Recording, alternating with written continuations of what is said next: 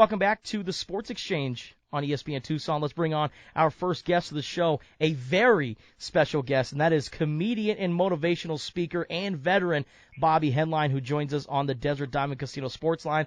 Bobby, who also goes by the name of the Well Done Comedian, thank you so much for joining us. Thanks for having me. This is going to be a tough interview following a domestic violence lawyer and an ED commercial. You guys are making this rough. We'll try to make it good.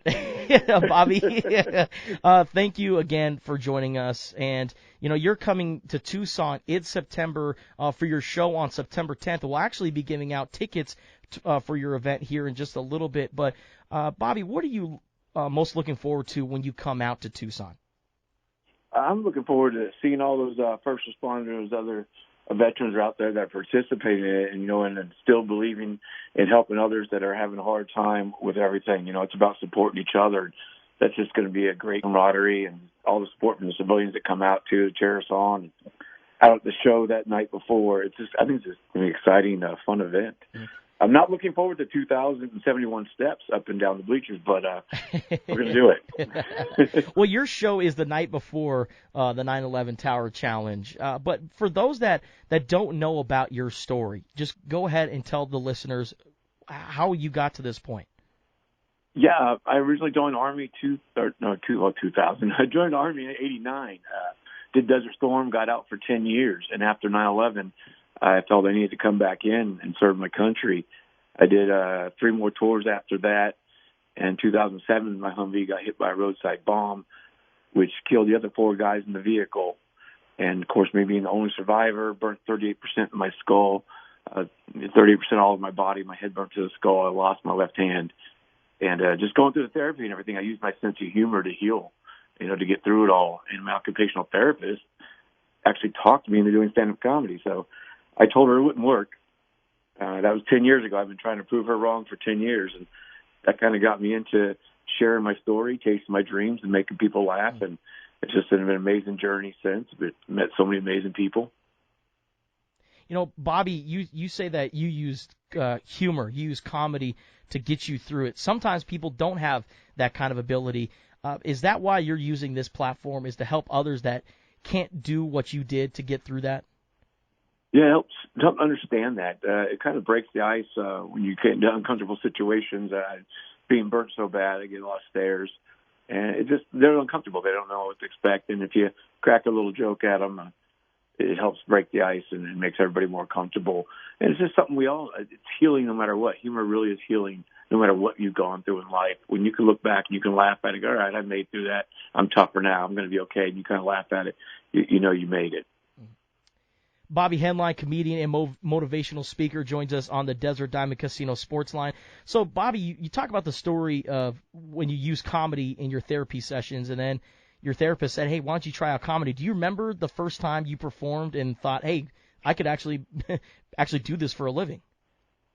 Yeah, it was crazy. The first time, I didn't think I could do it as a living afterwards. I did realize I can actually do it as therapeutic just to get on stage and talk to people. Doing comedy that way. I was a little nervous, but not too nervous. I figured I couldn't bomb as bad as I did before. Oh, my goodness. See, Bobby, I was thinking it, but I don't want to be insensitive and start laughing. Right? That's the problem I have a lot of times. People feel uncomfortable, so I got to let them get to know me, and I share with my story and how I got into it, and they get to relax a little more and say, all right, we can laugh with them at this. We got to laugh with them. That's awesome. Bobby, tell us about your story beforehand, though. Where are you from? Where'd you grow up? And what was life like before you enlisted in the Army? I actually grew up in California, San Jose, California. I was a Navy brat. Dad, stepdad, grandfather, they were all Navy. And I didn't know what I wanted to do. I was that kid that was probably going the wrong direction when my uncle said, look, you need some discipline in your life. You need to go in the Army. And he got me on the right path at 17, heading into the Army at 17 years old and Desert Storm at 19. Mm-hmm. Did you grow up a sports fan at all? I did. I played baseball. I wasn't allowed to play football because my mom was afraid I'd get hurt. I heard you guys talking about baseball. And, I grew up in the Bay Area there, but I was a big fan of Steve Garvey. Okay. So I always chose number 6 because I had big forearms. He had big forearms. So then I became a Dodgers fan. Mm-hmm. That's a pretty good team to root for. I'm just saying, Bobby. If I were to choose an MLB team, I'd definitely choose the LA Dodgers. But of course, I'm a little biased here. But Bobby, then now that you're in this position, what has been the feedback from veterans and just overall people? Some of the best feedback I get is from other veterans that are going through issues with mental struggles, what's going on with PTSD and everything, or traumatic brain injury, and just they feel not understood. And then they see someone like me, and I've had veterans come up to me after shows and just give me a hug, and we cry together, and it's just been really healing across the board, and that just makes it all worthwhile, everything I've been through, and I know I just helped somebody through a moment like that. Mm-hmm. And have you been to Tucson before? I was in Tucson, but it was I was speaking out there not too long ago for correctional officers. I was doing a speaking engagement, and then I did Arizona. I got my skydiving license through Arizona a couple of years ago. Mm-hmm. I mean, but Tucson is a big military community because we have Davis-Monthan Air Force Base here, so there's a lot of military members out here, a lot of servicemen out here. Have you been on the Davis-Monthan Air Force Base? I have not. Oh, okay. I don't know if that was something you planned on doing when you came out here to Arizona, because I know you're going to be doing the 9/11 Tower Challenge as well, but I didn't know if you were going to go check out Davis-Monthan. Yeah, we got to been on the schedule and everything. If we have time, we can get out there for sure. What has been the biggest military community when you go out and you travel and perform at these venues? What's been the city with the most military members? Kuwait, Iraq. Oh, so you go overseas as well? Yeah, I've gone overseas to Kuwait, Afghanistan, Iraq, and doing comedy for the troops out there. They're still out there serving. I love that. One of the biggest ones in Fayetteville, North Carolina, of course, Fort Bragg, that's got the biggest audience of veterans in the area. I was living in San Antonio for 11 years, as you call, Military Series USA. Great support out there. You got 3 different bases, and that's where I actually started comedy. It was right there in San Antonio. Wow.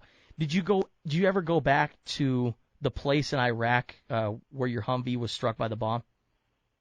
Actually, I did. They wouldn't let us go on the ground, but we flew over it in the Black Hawk and just looked at it. They take guys back, and it's called Operation Proper Exit. You get to go back, you talk to the troops that are still out there, and they'll fly you over where you were injured. When you experienced that moment, was there emotions? Describe what it was like to fly over an area that pretty much changed the rest of your life. Yeah, it's an amazing moment. You're kind of numb at that time. You're just not really feeling it. It's almost like you kick back into that soldier gear again, and you're not really thinking about the danger of everything. It's when we actually left. We went to Iraq for 10 days, bounced around, talked to everybody, did that. And all that together was so fast. But the moment we flew back, as soon as we crossed the Iraq border into Kuwait, they had a countdown so that we all stood up on the airplane and we did a proper exit instead of in a medevac the way we did the last time. So that was an emotional moment. You got 10 guys there, arms, legs missing, burns, and we're all together having that experience of healing, going across the border correctly. It was amazing. Can't even put that into words, the feeling. Man, that's awesome. Again, that's Bobby Henline, Army veteran, comedian, and motivational speaker. He'll be performing at Fox Theater September 10th at 7 p.m. We'll be giving out tickets in just a little bit. He also be climbing. How many steps is that again, Bobby?